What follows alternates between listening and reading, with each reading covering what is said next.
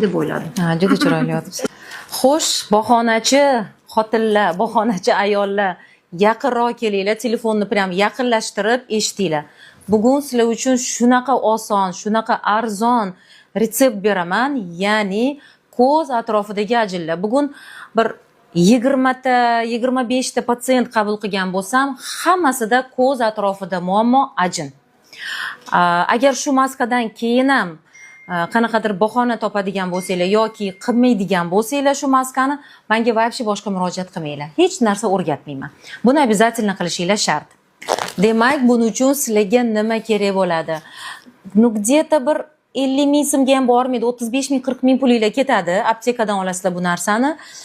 Bitta banочкada glitserin olasizlar, bitta banочкada jajaba yog'ini olasizlar va 10 ta tabletka ayvit kerak bo'ladi.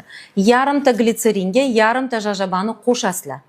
Va buni ichiga 10 ta ayvit tabletkasini siqib aralashtirasizlar. 3 ta narsani aralashtirib tayyor qilib kosmetichkalarni yonida qo'yinglar va har kun kechasiga surib yotinglar. Shunda barmog'inglar bilan bitta tomchi bu yo'g'ga, bitta tomchi bu yo'g'ga surib yaxshilab massировать qilib yotinglar.